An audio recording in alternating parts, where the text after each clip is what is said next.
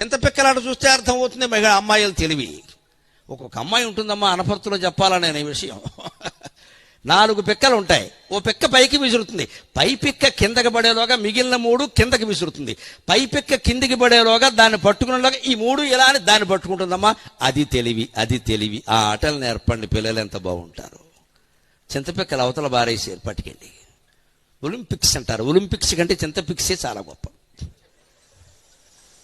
పనికొచ్చే ఆటలన్నీ మానేసి పనికిమాలిన ఆటలన్నీ బయలుదేరి ఇప్పుడు వీడియో గేమ్స్, గడిది గుడ్డు గేమ్స్ అయ్యారు. తెలివి పెరిగిందా? ఉన్నది పోయింది. కానీ అసలు చింతపిక్కలాట ఎంత గొప్పదండి. ప్రతి మహిళ పూర్వం డబ్బున్నా లేకపోయినా, మొగుడు తాగుపోతేనా తిరిగిపోతేనా నేర్పుగా సంసారం చేసుకుని 10 మంది బిడ్డల్ని పెంచారంటే చింతపిక్కలాట కారణమమ్మా. ఆ మహిళామణులకు నమస్కారం, ఆ తరానికి నమస్కారం. నిజంగా తెలివి తెలివి తెలివి ఏమిట. మేము చిన్నతనంలో చూసి అది మగాళ్ళ వల్ల కాదు, అది మేము ప్రయత్నించేవాళ్ళం. మా మేనకోడలు ఆడుతూ ఉంటే మా వల్ల అయ్యేది కాదు.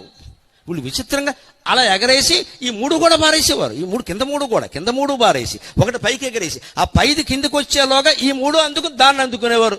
సుఖంగా కాపరాలు చేసుకున్నారమ్మా ఇప్పటికే ఆనందంగా. తట్టుకోవడం సూక్ష్మ దర్శనం అంటే అది. అలాంటివి నేర్పాలి పిల్లలకి.